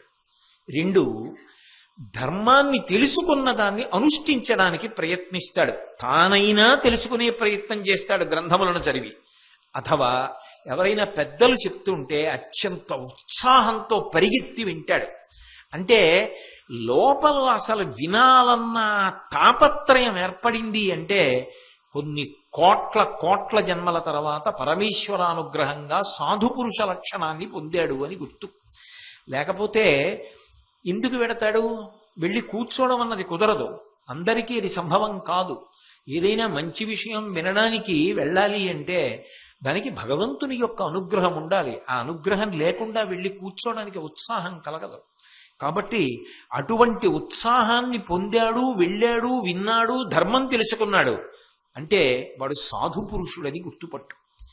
2, వాళ్ళు విడువరు మలమూత్రంబులర్హంబు కానిచో నధిప. లోకంలో అన్నిటికన్నా చాలా తేలికైనటువంటి పని ఏమిటి అంటే, పైగా అందులో శరీరమునకు ఒక సౌఖ్యం కూడా ఉంటుంది. తాగిన నీరు కొంత మళ్ళీ శేషం మిగిలిపోయి పృథివీకి అప్పచెప్పేయాలి, మూత్రం కింద విసర్జన చెయ్యాలి. అలాగే తిన్న పదార్థంలో కొంత మలంగా ఉండిపోతుంది. ఈ మలమును కానీ మూత్రమును కానీ విసర్జనం చేసేటప్పుడు ఎక్కడ పడితే అక్కడ చేయడానికి ఇష్టపడడు సాధు పురుషుడు. అది మొదటి బండ గుర్తు నువ్వు పట్టుకోవడానికి ధర్మరాజా. వాడు ఆలోచిస్తాడు, ఇలా నేను చెయ్యొచ్చా అని ఆలోచిస్తాడు. నేను ఇలా చేస్తే ఇతరులకు ఇబ్బంది కలుగుతుంది కాబట్టి నేను చెయ్యను అంటే మొట్టమొదట సమాజం గురించి ఆలోచిస్తాడు, పవిత్రత గురించి ఆలోచిస్తాడు, శౌచమును గురించి ఆలోచిస్తాడు. అది ఆలోచించాడు అంటే నువ్వు గుర్తుపట్టు, వాడు సాధు పురుషుడు. రాజమార్గములందు మూత్ర విసర్జన చేయడు అంటే 10 మంది తిరిగే ప్రదేశాల్లో నిస్సిగ్గుగా మూత్ర విసర్జన చెయ్యడు. 1. 2, ఆవుల మందలు ఎక్కడ తిరుగుతుంటాయో అటువంటి చోట ఆవులు ఉన్న ప్రదేశంలో మధ్యలో నిలబడి మూత్ర విసర్జన చెయ్యడు. నదులు ప్రవహించేటటువంటి ప్రాంతంలో నదుల యొక్క పరివాహక ప్రాంతముల యందు, దాని తీరముల యందు మూత్ర విసర్జన చెయ్యడు. ఎందుకని అంటే అక్కడ పవిత్ర కర్మలు చేస్తారు నదుల తీరంలో, కాబట్టి అక్కడ చెయ్యడు. అలాగే తీర ప్రాంతం అంటే ఆ నది ఒడ్డు, ఆ ఇసుక దాటిపోయి వెళ్ళినటువంటి ఆ ఒడ్డు భాగంలో కూడా మూత్ర విసర్జన చెయ్యడు. ఎందుకనంటే ఎందరో పెద్దలు స్నానం కోసం అక్కడికి వెడుతూ ఉంటారు, అది వారికి ఇబ్బందిని తెస్తుంది కాబట్టి అటువంటి ప్రదేశాల్లో మూత్ర విసర్జన చెయ్యడు. సూర్య భగవానుడు ఏ దిక్కులో ప్రకాశిస్తున్నాడో ఆయనకి ఎదురుగా నిలబడి చెయ్యడు. ఎందుకనంటే ఈ కంటితో చూడడానికి వీలైన ఏకైక పరబ్రహ్మ స్వరూపం సూర్యుడు. సృష్టికర్త అయిన బ్రహ్మ, స్థితికర్త అయిన విష్ణువు, ప్రళయకర్త అయినటువంటి మహేశ్వరుడు కలిసి ముద్దయితే ఆ వెలుగుల ముద్ద పరబ్రహ్మమే సూర్యుడు. అందుకే విరాట పర్వంలో తిక్కన గారు అంటారు, నిరజాకరములు నిష్ఠయై చేసిన భవ్యతపంబు ఫలమనంగా దినసముఖాకి నందిత చక్రయుగ్మకంబుల యనురాగంపు బ్రూవనంగా హరిహర బ్రహ్మ మహానుభావంబులొక్కటింకాగరగిన గట్టియనగా అతుల వేదత్రయ లతికాచయము పెనుబొందన్ పుట్టెడు మూల కందమనగా అఖిల జగముల కందెర ఎగుచు జనసమాజ కరపుట హృదయ సరోజములకు ముకుళనంబును జృంభణంబును నొచ్చి భానుబింబంబు పూర్వాద్రిపై విలింగే అంటాడు. అది వేదములన్నీ పుట్టినటువంటి మూలంపు దుంప, 3 మూర్తులు కలిసినటువంటి వెలుగుల ముద్ద, సాక్షాత్ పరబ్రహ్మము.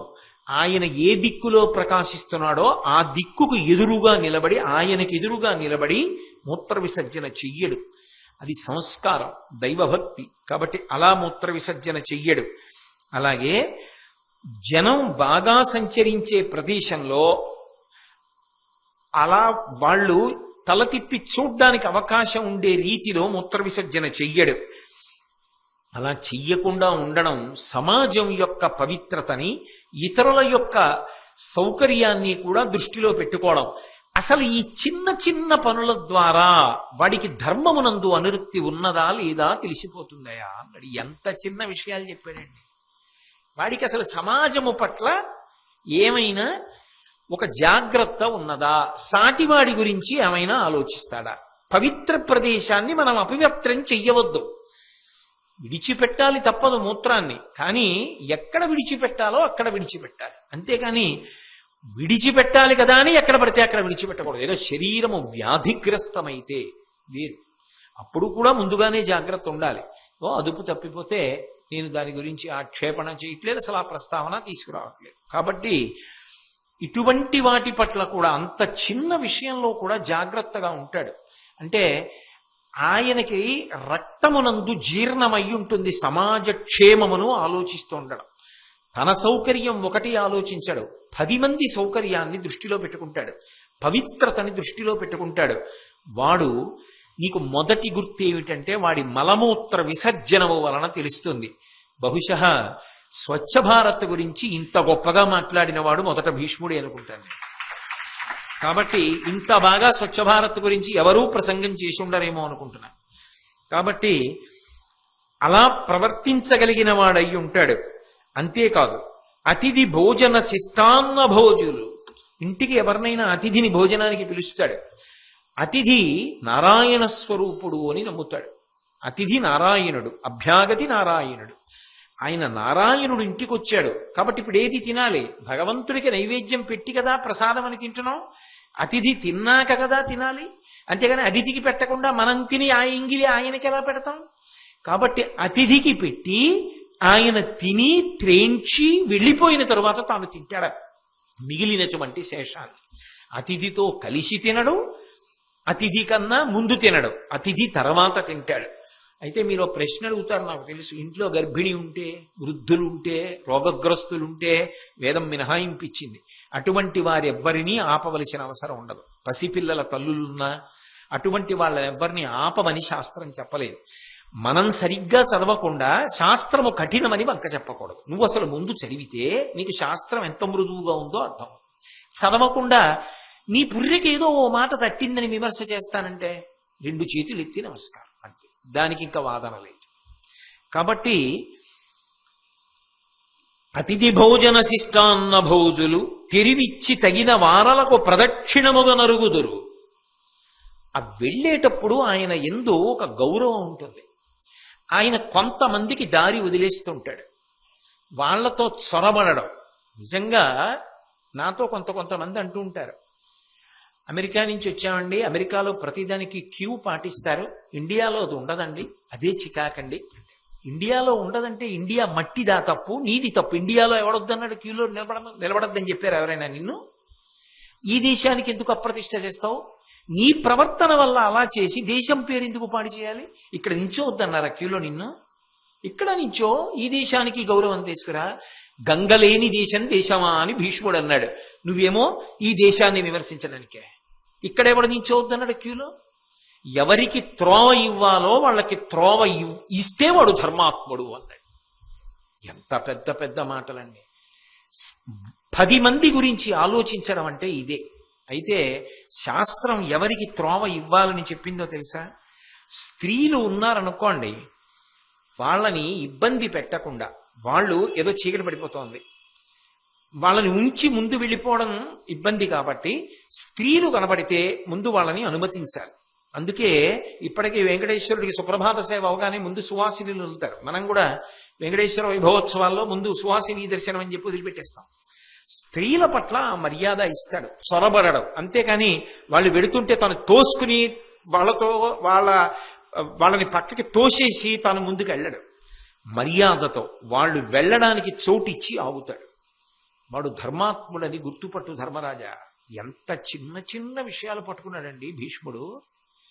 అలాగే వృద్ధులు ఉంటారు, వాళ్ళ గురించి ఆలోచించాలి. వాళ్ళ గురించి ఆలోచించకుండా వెళ్ళేవాళ్ళు ఉంటాడు, వాడిని భగవంతుడు ఇష్టపడడు. తిరుమలలో క్యూ కాంప్లెక్స్ లో గదులు తెరుస్తారు. పాపం అందులో పెద్దవాళ్ళు ఉంటారు. ఆ పెద్దవాళ్ళు గబగబా పరిగెత్తలేరు, వైకుంఠంలో కొంచెం మెల్లిగా నడుస్తూ ఉంటారు. వాళ్ళని దాటి పరుగులు పెట్టి వెళ్ళిపోతుంటారు. వాళ్ళు పాపం ముందొచ్చి ముందు కూర్చున్నా ఓపిక ఉండదు, గబగబా వెళ్ళలేక వెనక వాళ్ళందరూ వెళ్ళిపోతుంటే ఆ భర్తో కొడుకు అమ్మ రామ్మ రామ్మ అంటుంటే ఓపిక లేదు, నడవలేక వెనకనున్న వాళ్ళందరూ వెళ్ళిపోతుంటే ఆవిడ ఎంత చిన్నబుచ్చుకుంటుందో. ఏమి నీ తల్లి లాంటిది కాదు? వృద్ధులైతే వెనకాతల నడవలేవు, ఆపేస్తారా? దర్శనం ఇవ్వరా? ఎందుకు ఇవ్వరు? కానీ మనమేమో వృద్ధుల్ని దాటి పరిగెత్తి వెళ్ళిపోయి వెంకటేశ్వర దర్శనం చేస్తే ఆయన మన అనుగ్రహించేస్తాడనుకుంటే భీష్మాచార్యులు వారి దృష్టిలో అది ధర్మమా? కాదు. వృద్ధులు ఎక్కడ ఉన్నారో వాళ్ళకి అవకాశం. ఎందుకంటే శరీర పటుత్వము లేదు, అలా తోసేస్తే వాళ్ళు పడిపోతారు. 10 మాటలు అలా జరిగితే ఎక్కడికి వెళ్ళడానికి వాళ్ళు భయపడతారు. వాళ్ళకి ఎలా అవకాశం? నువ్వు పెద్దలని గౌరవించడం సమాజంలో ధర్మానికి పరాకాష్ట. అప్పుడు కదా మనిషి వ్యక్తిత్వానికి గౌరవం. కాబట్టి పెద్దలను గౌరవించాలి. పెద్దలను అంటే వయస్సులో పెద్దలను, జ్ఞానవృద్ధులను.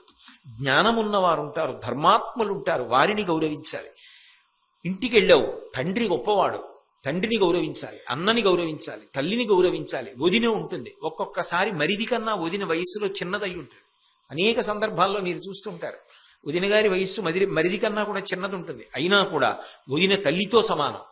వదినని గౌరవించాలి. వాళ్ళకి ముందు నడిచేటటువంటి అవకాశం కల్పించాలి. అది పెద్దరికం. అటువంటి పెద్దలకి దారి ఇచ్చేవాడు, అంతేకాని తాను చొరబడిపోడు. చొరబడకుండా నిలబడతాడు. ధర్మం అంటే పాటించడం. రేపు ఊరేగింపు పెడతాంగా, భీష్మధర్మం ఎంతమంది పాటిస్తారో తెలుస్తుంది. కాబట్టి అలాగే భారవాహులు, బాగా బరువు ఎత్తుకుని వెడుతుంటారు కొంతమంది, వాళ్ళని ముందు వదిలిపెట్టేస్తారు. ఎవరో పాపం ఆయనకి అంతకన్నా అవకాశం లేక 80 కిలోల బస్తా భుజం మీద పెట్టుకుని ఎడుతుంటాడు. ఆయనకి అడ్డంగా 15 మోటార్ సైకిళ్ళు ఎడితే ఆయన అలాగే పట్టుకు నించుండిపోవాలా? ఆయన పెద్ద బరువు మోస్తున్నాడు, ఆయన వెళ్ళిపోవడానికి నువ్వు అవకాశం ఇవ్వాలి. అది మర్యాద. ఆ మర్యాద పాటించగలగాలి. బరువు పట్టుకున్న వాడికి ముందు త్రోవ ఇచ్చేసేయాలి. అంతేకాని మనం చొరబడిపోకూడదు. ఈ చిన్న చిన్న వాటిల్లో మనిషిలో ఉన్న ధర్మం తెలుస్తుంది. ధర్మరాజా, అక్కడ పట్టుకోవచ్చు నువ్వు. వాడికి ధర్మం ఎంత వంట పట్టిందో నీకు అర్థమవుతుంది. అలాగే ఆవుల మంద వెడుతోంది, దానికి దారి విడిచిపెట్టాలి. గోవులకు దారి వదిలిపెట్టాలి. బాలురు, చిన్నపిల్లలు వెడుతూ ఉంటారు. చిన్నపిల్లలు వెడుతున్నప్పుడు ఆగిపోవాలి ప్రయత్నపూర్వకంగా. అంతేకాని చిన్నపిల్లలు వెడుతుండగా మనం కూడా వేగంగా వెళ్ళకూడదు. తెల్లవారి లేస్తే చూస్తాం, ఆ వీధుల్లో పిల్లలు అటు ఇటు పరిగెడతారని తెలిసి ఉండి ఎంత వేగంగా వెళ్ళిపోతూ ఉంటారు. తెలియక ఎవరైనా పిల్లాడు ఈ ఇంట్లోంచి ఆ ఇంట్లోకి గబుక్కుని, వాడు అమాయకత్వం తెలియదు, 5 ఏళ్ల పిల్లాడు ఈ ఇంట్లోంచి ఆ ఇంట్లోకి పరిగెత్తపోతే తండ్రి అక్కడ కూర్చుని ఏదో అంటాడు, ఒరే అత్తని అడిగి తీసిరారా ఓసారి అంటాడు. వీడు సర్రని పరిగెడతాడు. వాడు 100 కిలోమీటర్ల వేగంతో పెడతాడు ఆ సందుల్లో. ఆపగలడా? ఏమైనా జరిగితే ఆ పిల్లాడికి ఏం మెల్లిగా వెళ్ళలేవా? ఏమిటి ఆ తొందర? ఏమిటి సందుల్లో అంత వేగంగా ద్విచక్ర వాహనాలు నడపడం ఏమిటి? అంటే ఎవడికి వాడికి ఉండాలి క్రమశిక్షణ. బహుశా ట్రాఫిక్ రూల్స్ గురించి కూడా భీష్ముడు ఆ రోజుల్లోనే మాట్లాడాడు. కాబట్టి స్కూల్ జోన్ అని ఇప్పుడు పెడుతున్నామే, వీటన్నింటినీ ట్రాఫిక్ రూల్స్ గురించి అప్పుడు మాట్లాడాడు భీష్మాచార్యుడు అంపశయ్య మీద పడుకొని. పిల్లల విషయంలో జాగ్రత్త లేకపోతే అర్థం లేదు. అలాగే రాజు, నువ్వు ఇంట్లో ఉన్నావు, నాన్నగారు వెడుతున్నారు, దారి ఇవ్వాలి. గురువు గారు ఎడుతున్నారు, దారి ఇవ్వాలి.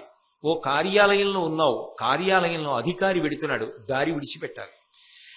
ఎక్కడ ఎవరు పెద్దరికంతో ఉంటారో వారు వెడుతున్నప్పుడు స్వచ్ఛందంగా ఆగి దారి విడిచిపెట్టేయాలి. ఎందుకంటే అది విశ్వాంశ, దానికి ఆ గౌరవం ఇవ్వాలి. వారికి ఆ గౌరవం ఇచ్చి నడిచినప్పుడే మనిషిలో ధర్మం బయటికి వస్తుంది. అందుకని అన్ని వేళలా మనమే గొప్ప అనకూడదు. కాబట్టి అలా నిలబడగలిగితే, అలా దారి ఇస్తే. 2, చాలా ఆతృతతో ఉన్నవాళ్ళు ఉంటారు. బహుశా అండి, ఇంతకన్నా ప్రపంచంలో దోషభూయిష్టమైన విషయం ఇంకోటి ఉండదు. అప్పుడు మాట్లాడాడు భీష్ముడు. అంబులెన్సులు వెడుతుంటాయి, లోపల ఉన్నవాడి గుండెలు ఎగిరిగిరి పడుతుంటాయి. ఏ సిలైనో ఆక్సిజన్నో పెట్టి తీసుకెళ్తుంటారు. ఇంకొక కిలోమీటర్ దూరంలో హాస్పిటల్ ఉంటుంది. ఆ కుటుంబం అంతా ఆయన మీదే ఆధారపడింది. ఒక్క 10 నిమిషాల్లో వెళ్తే బ్రతుకుతాడు. ఎదురుగుండా వాళ్ళు దారివారు.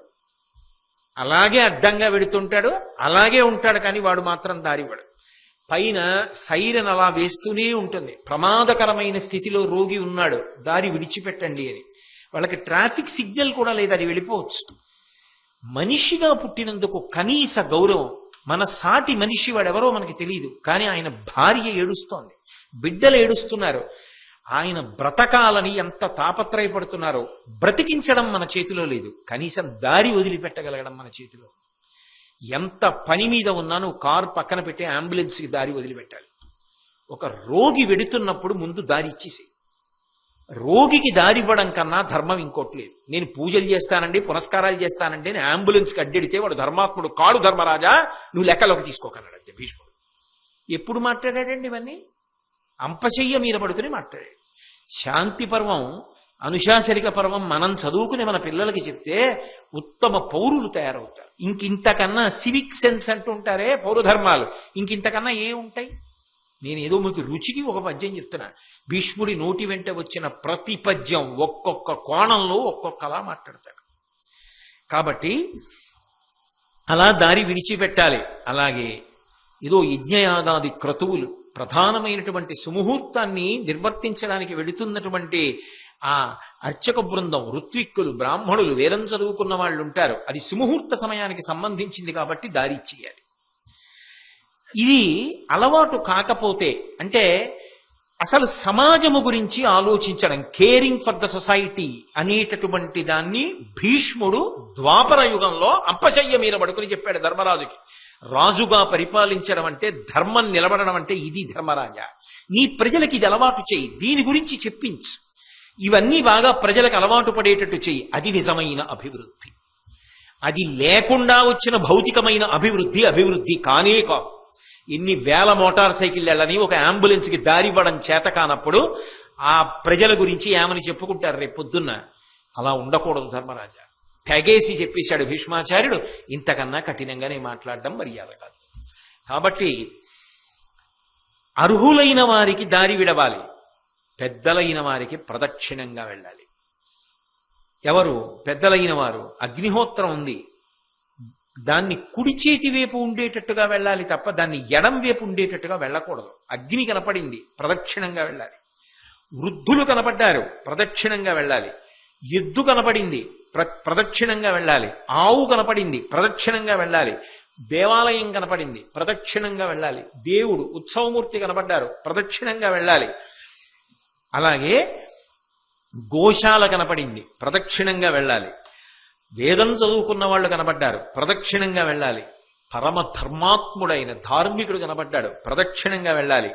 వృద్ధులు కనపడ్డారు, ప్రదక్షిణంగా వెళ్ళాలి. అలా వెళ్ళాడంటే వాడి మనసులో కొంతమందిని గౌరవిస్తాడు. గౌరవించడం గొప్పతనం, ఎవడినైనా ధిక్కరించడం అన్యాయం, సంస్కార రాహిత్యం. కాబట్టి అలా ఎవడు గౌరవించగలడో, అలా ఎవరు ప్రవర్తించగలడో వాడు ధర్మాత్ముడు. బాబోయ్, ఎలా మాట్లాడాడండి అసలు మహానుభావుడు! ఇన్ని విషయాలు నేర్పాడండి మనుష్యులకి.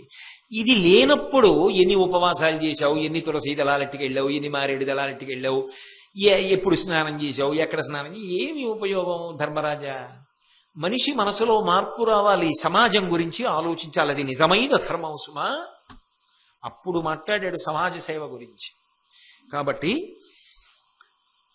విడువరు మలమూత్రంబులర్హంబు కానిచో అధిప అతిథి భోజన శిష్టాన్న భోజులు తెరివిచ్చి తగిన వారలకు ప్రదక్షిణముగా నరుగుదురు నడపుదురు సత్య ఆజ్యవములు. ఎప్పుడు నిజమే మాట్లాడతారు, రుజుత్వం. ఏది మాట్లాడారో దాన్నే పాటిస్తారు తప్ప ఒకటి చెప్పడం, ఒకటి చెయ్యడం, ఇంకొకటి చెప్పడం ఉండవు. సత్యము చెప్తాడు, ఏది చెప్పాడో అదే చేయడానికి ప్రయత్నిస్తాడు, అదే చేస్తాడు. అది రుజుత్వం. అలా ఉంటారు.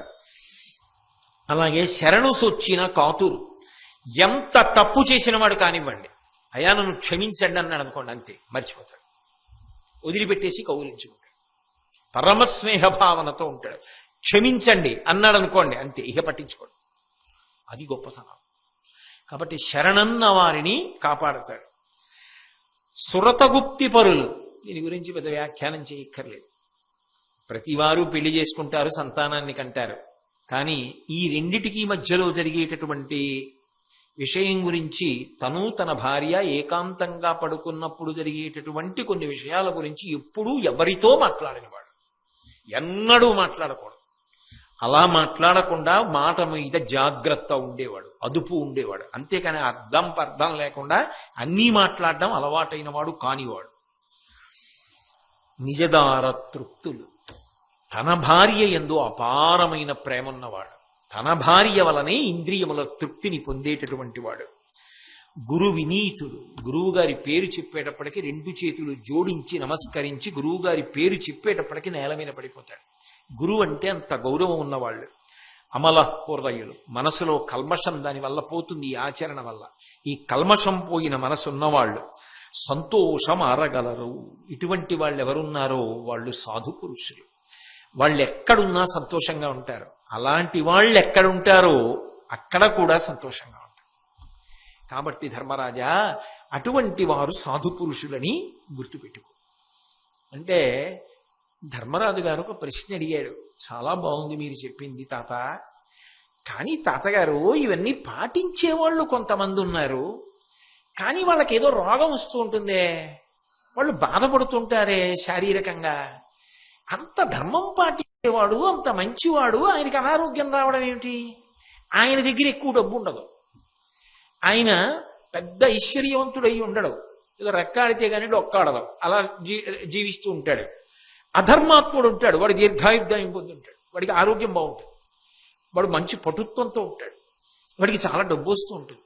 ఏమిటి తాత ఇది లోకంలో విచిత్రం? మరి ఇంత ధర్మాత్ముడు సంతోషంగా ఉండాలి కదా, మరి ఇంత ధర్మాత్ముడు అలా ఉండకపోవడం ఏమిటి? ఇది ఒకటి నాకు ఆశ్చర్యంగా ఉంది తాత. మరి ఇలాంటి వాళ్ళు చాలా మంది దేశంలో బాధపడుతూ కనబడుతున్నారు, సంతోషంగా ఉన్న వాళ్ళు చాలా మంది ధర్మాత్ములైన వాళ్ళు కాకుండా ఉన్నారు. ఇలా ఎందుకుంది? అప్పుడు ధర్మ ఫలితం వ్యతిరేకంగా లేదా? భీష్ముడు నవ్వాడు. నవ్వి, ఒరే నాన్న, విత్తనము లేని అంకురమున్నదా అని అడిగాడు. విత్తనము భూమిలో లేకుండా అంకురం వస్తుందా? మొక్క వస్తుందా? రాదు కదా. విత్తనం ఉంటే కదా అంకురం వస్తుంది. వాడు ఈ జన్మలో ఒకటి అనుభవిస్తున్నాడంటే అది గత జన్మ ఫలితం, అది సనాతన ధర్మమునకు ప్రాణప్రదం. వ్యాసుడు దేవీ భాగవతంలో కూడా ఇదే చెప్తాడు. ఎందుకని అంటే ఎప్పుడైనా నరహ పరతంత్రాణం పుణ్య పాపానుయోగత, గత జన్మలలో చేసిన పాప పుణ్యములు ఈ జన్మలో ఫలితాన్ని ఇస్తాయి. కాబట్టి గత జన్మలో ఏదో చేశాడు, దాని ఫలితాన్ని ఇప్పుడు అనుభవించేస్తున్నాడు. ఏదో అనారోగ్యం వచ్చింది, డబ్బులు లేవు, ఆ బాధ అలా పడుతున్నాడు. కానీ ఈ జన్మలో చేసిన ధర్మం పోతుందనుకుంటున్నావా? ఆయన్ని రెండు రకాలుగా కాపాడుతుంది. ఒకటి, ఈ జన్మలో ఆయన ధర్మాత్ముడైన కారణం చేత ఒకానొక స్థితిలో భగవదనుగ్రహం చేత జ్ఞానం పొందాడో, ఇవన్నీ పడుతున్నది శరీరం, ఇది నేను కాదని సాక్షిగా నిలబడతాడు. ఆ స్థాయి అనుకరించేది కాదు. ఆ స్థాయిలో ఉన్నవారు దీని క్లేశము తన క్లేశం అనరిక. భగవాన్ రమణులకు సర్కోమా ఆపరేషన్ చేశారు, మోచేతి మీద పుండు, ఏదో లోపల పడుకోబెట్టారు గదిలో. మంచి చలికాలం, బయటంత చలిగా ఉంది, హేమంత ఋతువు, అది పట్టి నిప్పి ఎక్కువ అవుతుందని కొంతమంది ఏం చేశారంటే మంచం కింద హీటర్ పెట్టారు. తెల్లవారేటప్పటికి ఆయన శరీరం అంతా ఉబ్బి బద్దలైపోయినట్టు అయిపోయి అందులోంచి నెత్తురు కారుతోంది, ఎక్కువైపోయి. వైద్యులు వచ్చి చూశారు. అయ్యయ్యయ్యయ్యయ్యో, ఎవరు పెట్టారండి హీటరు? అలా పెట్టకూడదు, హీటర్ పెడితే సర్కోమా ఆపరేషన్ ఫెయిల్ అయిపోతుంది, విఫలమైపోతుంది, అది మళ్ళీ వికటించింది. ఎవరు పెట్టారన్నారు. వాళ్ళు తెలియక మేము పెట్టామండి అని రమణ మహర్షితో అన్నారు. అరుణాచల భగవాన్ రమణులు నేను చెప్పేది. ఆయనతో అన్నారు, అయ్యా మీకు రాత్రి హీటర్ పెట్టినప్పుడు పడకపోతే మీరు ఇబ్బంది పడుతూ ఉంటే మీరు చెప్పచ్చు కదా పిలిచి అన్నారు. ఆయన అన్నారు, వాళ్ళేమో దీన్ని కోసేసి నెప్పిపోతుందన్నారు, మీరేమో ఆ యంత్రాన్ని పెట్టి దీనికి బాగుంటుందన్నారు. ఇదేమో నాకు బాగులేది, నొప్పెడుతోందని ఇది బాధపడుతోంది. వాళ్ళు చేసిన తమాషా చూశా, మీ తమాషా చూశా, దీని తమాషా చూశా, మూడు చూస్తున్నారు అన్నారు. అదేమిటి అంటే ఆయన ఇది కాదు వేరు. రాత్రి పడుకున్నారా? ఓ ఇది పడుకుంది అనేవారు.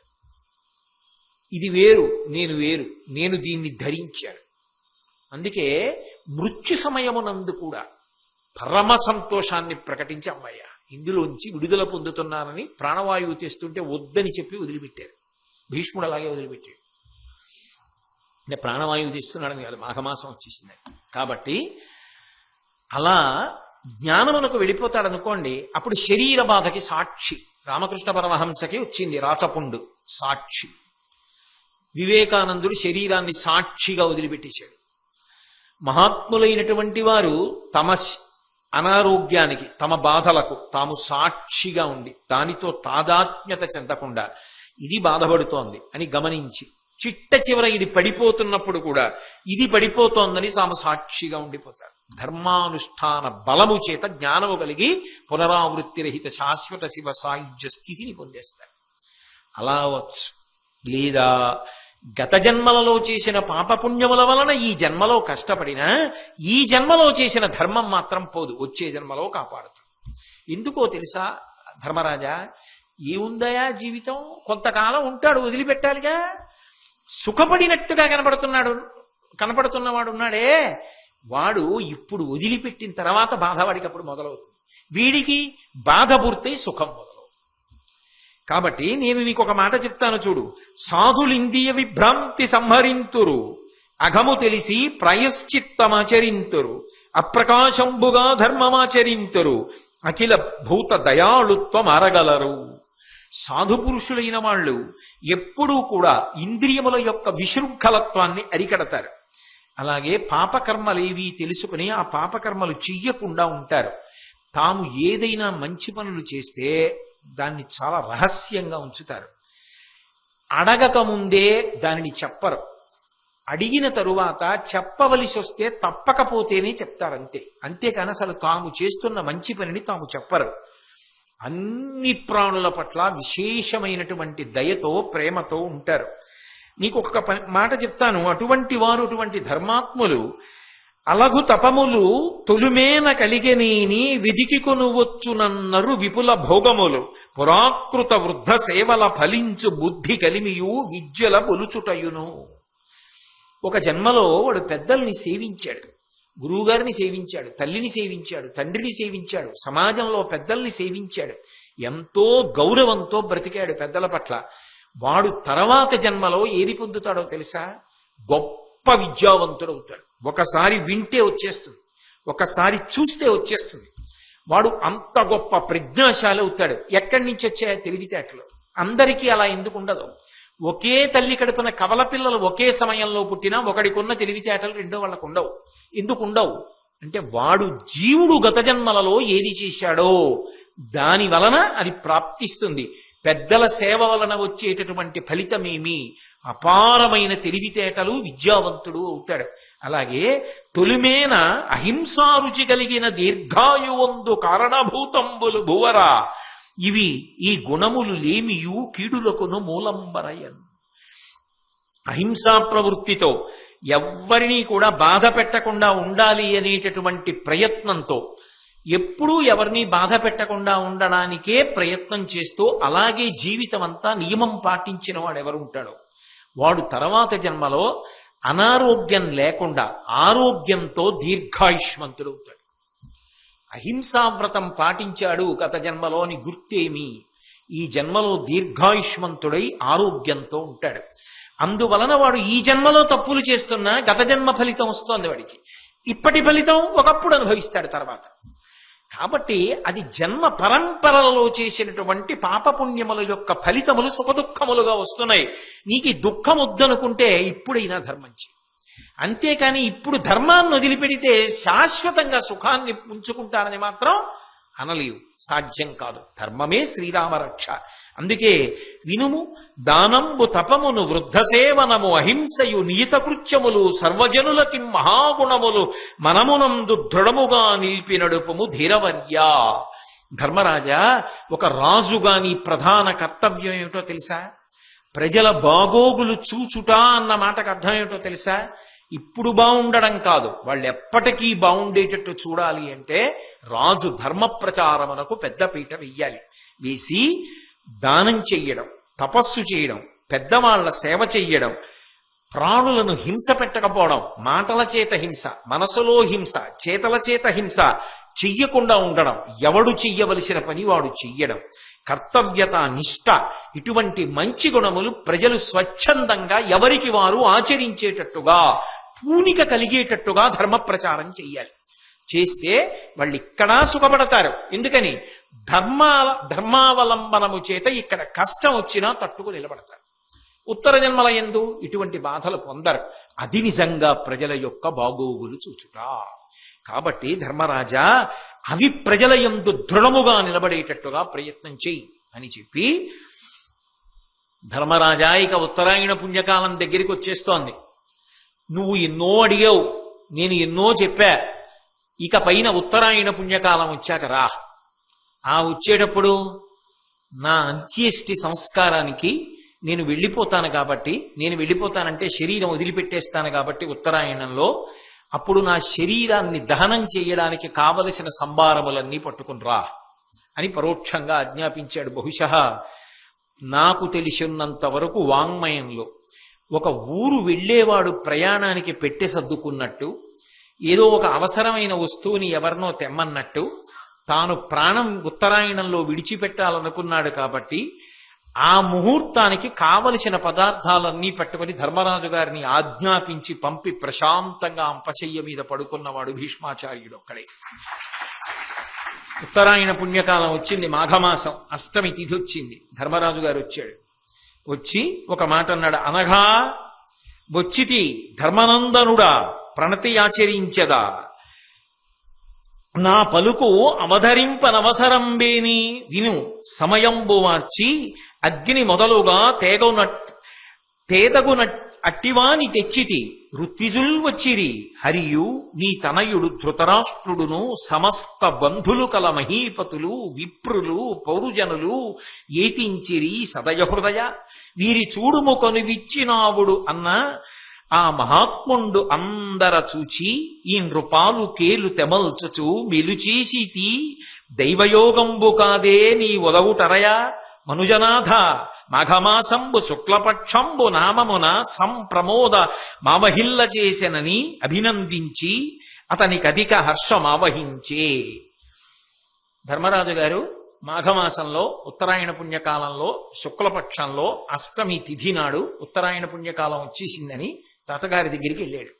వెళ్ళి తాతగారి పాదములు పట్టి నమస్కారం చేసి ఆయన కళ్ళు తెరిచాడు. తాత, నువ్వు ఏ సమయం చెప్పావో సమయం ఆసన్నమైంది, నేను వచ్చాను, నేను ధర్మరాజుని. తాత, నాతో పాటు నువ్వు ఆరాధన చేసిన అగ్నిని తీసుకొచ్చాను నీ శరీరాన్ని అంత్యేష్టి సంస్కారం చేసి దహనం చేయడానికి. అలాగే ఈ అంత్యేష్టి సంస్కారం చేసినప్పుడు ఆ క్రియలు నిర్వహించడానికి కావలసిన ఋత్విక్కులందరూ వచ్చారు. శ్రీ మహావిష్ణు స్వరూపమైన కృష్ణ భగవానుడు వచ్చాడు. నీ కొడుకు ధృతరాష్ట్ర మహారాజు భార్యతో కలిసి వచ్చాడు. కుంతీదేవి వచ్చింది. నీ బంధువులందరూ వచ్చారు, రాజులందరూ వచ్చారు. వెళ్ళిపోయిన వాళ్ళు దుర్యోధనాదులు వెళ్ళిపోయారు. మిగిలిన వాళ్ళందరూ వచ్చి నిలబడ్డారు. ఒకవేళ నా మాట వినాలని నీకు అనిపిస్తే నా మాట విను. ఎంత మర్యాదగా మాట్లాడాడో చూడండి. ఒక్కసారి కన్ను విప్పి వాళ్ళందరినీ చూడాలని అనుకుంటున్నావా తాత అని అడిగాడు. ఆయన కళ్ళు విప్పి అందరినీ తేరిపారి చూశాడు. ఏదో ప్రయాణానికి వెళ్ళేవాడు రైలు ఎక్కిన తర్వాత కదిలిపోతుంటే చెయ్యి ఊపుతాడే అంత తేలికగా అందరినీ ఒకసారి చూసి ధర్మరాజు గారి చెయ్యి చేత్తో పట్టుకుని దగ్గరికి తీసుకుని ఆ మూర్ధన్య స్థానమునందుంచుకొని ఒకసారి వాసన చూసి దగ్గరికి తీసుకుని దైవానుగ్రహం రా, పరమేశ్వరుడు నీలాంటి మనవణ్ణిచ్చాడు, పరమ సంతోషం అని అందరి వంక ఒక్కసారి చూశాడు. చూసి ఓ మాఘమాసం శుక్లపక్షం అష్టమి వచ్చేసిందా అని ఆనందపడిపోయాడు. నేను ఇందాక భగవాన్ రమణుల గురించి చెప్పానే, తాను శరీరం వదిలిపెట్టేయవలసి వస్తే జ్ఞాని అంత సంతోషంగా వదిలిపెట్టేస్తాడు. ఆయనకి శరీరం అస్థిరం, ఆత్మ శాశ్వతం. నష్టం ఎవరిది? ఇక పైన అలా చెప్పేవాడు లేడు. శరీరము వెళ్ళిపోయిందా ఇక అలా మాట్లాడేవాడేడి? అది కృష్ణ భగవానుడు చెప్పింది. ఒక్కసారి భీష్ముడు లాంటి గురువు వెళ్ళిపోయాడా ఇక చెప్పేవాడు లేడు, అందుకు విను వెళ్ళి అన్నాడు. కాబట్టి పరమ సంతోషంతో ఓ మాఘమాసపు అష్టమి వచ్చింది ఆనందపడ్డాడు. ధృతరాష్ట్రుణ్ణి దగ్గరికి పిలిచాడు. కావున భవితవ్యములకు నీ అడలగవలదు పాండు నృపపుత్రులు సద్భావమున చూడనీర్చిన భూవరా తగనీకు కన్న పుత్రులు కారే. కొడుకా ధృతరాష్ట్ర, బెంగపెట్టుకో. దాని వలన నువ్వు ఏ విధమైనటువంటి చింత పొందవలసినటువంటి అవసరం లేదు. ఎందుకు పొందవలసిన అవసరం లేదు అంటావా? కారణం ఒక్కటే, నువ్వు చేయగలిగిన ధర్మం నువ్వు చేశావు. వ్యాస భగవానుడు ఎప్పుడూ నీకు మంచి మాటలు చెప్తూనే ఉన్నాడు. నీ కొడుకు దుర్యోధనుడు వినలేదు. జరగవలసినటువంటి నష్టం జరిగిపోయింది. దుర్యోధనాదులు మడిసిపోయారు. ఇప్పటికైనా నీ కడుపున పుట్టిన బిడ్డలే పాండవులని అనుకుంటే నువ్వు సంతోషంగా వాళ్లతో కాలం గడపగలవు. వీరిన్ పరిపాలింపుము వీరల శుశ్రూష చిత్తవృత్తి ముదమునన్ కూరగా ధర్మసుతునిపై కారుణ్యము కలిగి పనులు గరపము నిమ్మిన్. వాళ్ళని పరిపాలన చెయ్యి, చక్కగా వాళ్ళకి మంచి మార్గం చూపించు. నా కొడుకులు అనుకో, దగ్గరికి తీసుకో. వాళ్ళకి మంచి మార్గం చూపించు, పెద్దవాడివై పెద్దరికాన్ని వహించి ఉత్తముడిగా హాయిగా శేష జీవితాన్ని గడుపు అన్నాడు. అని ఒకసారి బంధువులందరి వంక చూశాడు. చూసి కృష్ణ పరమాత్మ వంక చూశాడు. చూసి 2 చేతులు కైమోడ్చాడు. నమస్కారం చేసి, దేవదేవా, జీవాత్మక, దేవవంద్య, శంఖచక్ర గదా పద్మచారుహస్త, వాసుదేవ, త్రివిక్రమ, వరద, పరమపురుష, ప్రణతి యొనర్చద కరుణచూడు. ఓ కృష్ణ, వాసుదేవ, జీవాత్మక, దేవవంద్య, శంఖచక్ర గదా పద్మములను ధరించినవాడా అంటే అక్కడ 2 చేతులతో కనపడుతున్నా ఆయనకి తత్వతః విష్ణుస్వరూపంగా దర్శనమిస్తున్నాడు. అటువంటి వాడా, నీకు నమస్కారం, నాకు దారి చూపించు అని, బలము నీవ నాకు భక్తుండనీయడ, అలుబిడ్డలేని ఎట్టివాడ, కావు నన్ను అధిక కారుణ్యమున నిమ్మనుజ్ఞ కమలదళ మనోజ్ఞనయన. ఓ కృష్ణ, నువ్వే నాకు బలం, నేను నిన్ను నమ్ముకున్నాను, నీకు భక్తుణ్ణి, నాకు భార్య లేదు, బిడ్డలు లేరు, ఒక్కడిని, ఇంకా వెళ్ళిపోవాలనుకుంటున్నాను, నా శరీరం వదిలిపెట్టేయడానికి కృష్ణ పరమాత్మ నాకు అనుజ్ఞ కటాక్షించు.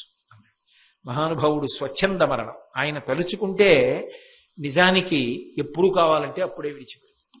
కానీ ఎదురుగుండా పరాత్పరుడైన కృష్ణ భగవానుడు ఉన్నాడు కనుక ఆయన అనుజ్ఞని అడిగాడు. ఎంత మర్యాద పాటించాడో చూడండి. అని, కృష్ణ, నా దోషం లేదు, నువ్వు నారాయణుడవని తెలుసు, అర్జునుడు నరుడని తెలుసు, నా శాయి శక్తులా ప్రయత్నించా, యుద్ధం ఆపడానికి ఎంతో నచ్చ చెప్పి చూశా, దుర్యోధనుడికి చెప్పా, వాడు వినలేదు. మీరు నరనారాయణులన్నా వాడు వినలేదు. యుద్ధానికి వచ్చాడు, సైన్యములన్నీ మడిసిపోయి. నా దోషం లేదు కృష్ణ, త్రికరణ శుద్ధిగా చెప్తున్నా, ఇంతమంది మడిసిపోవడానికి నేను కారణం కాదు అన్నాడు.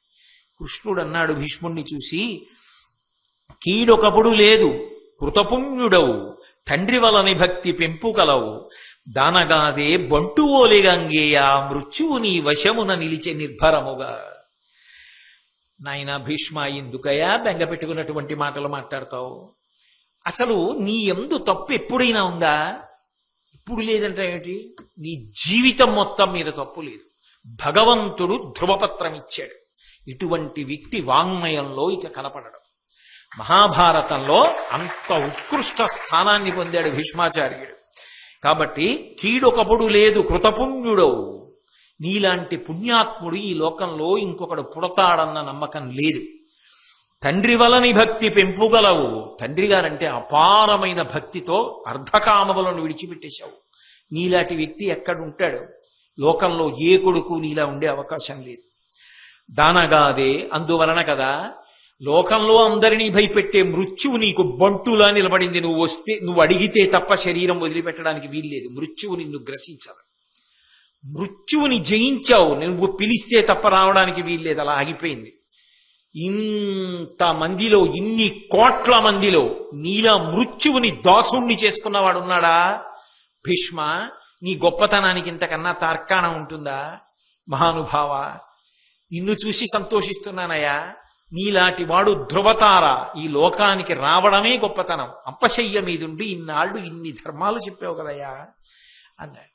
2 కందుల ఆనంద భాష్పాలు పడుతుండగా కైమోడ్చి చేతులతో నమస్కరించి కృష్ణ భగవానుడి యొక్క అనుమతి తీసుకుని ఒకసారి అందరి వంక చూశాడు. మీ అందరి అనుమతి అడుగుతున్నాను, ఇక నేను బయలుదేరుతున్నాను, శరీరం వదిలిపెట్టేస్తున్నాను అని ఒక్కసారి ధర్మరాజుని గారిని పిలిచి దగ్గరికి తీసుకుని కౌగిలించుకున్నాడు.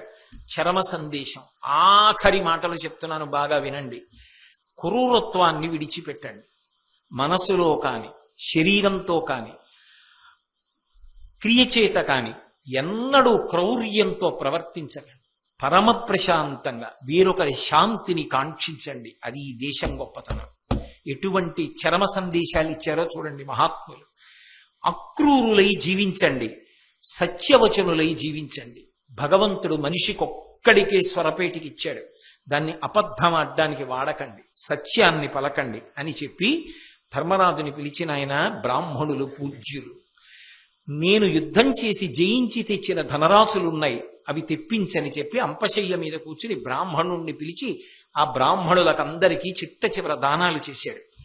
చేసి కృష్ణ పరమాత్మకి చిట్ట చివరి నమస్కారం చేసి యోగ ధారణ చేశాడు. చేసి ప్రాణ అపాన వ్యాన ఉదాన సమానములనేటటువంటి 4 వాయువులు కదలకుండా వాటిని నిర్బంధించాడు. వాటిని నిరోధించినటువంటి కారణం చేత అవి మూర్ధస్థానములు చేరుకున్నాయి.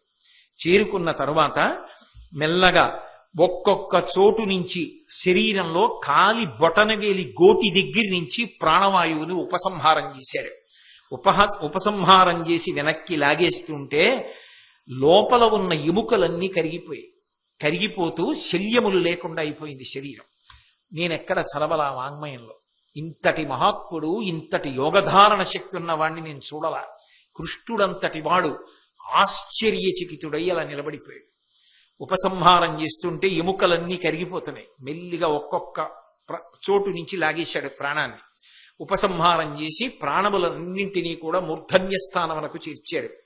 కపాలాన్ని భేదించుకుని ఒక గొప్ప జ్యోతి పైకి వెళ్ళిపోగానే అందరూ చూస్తూ నమస్కారాలు చేస్తున్నారు. అది అంతర్ధానమైపోయి వెళ్ళిపోయింది.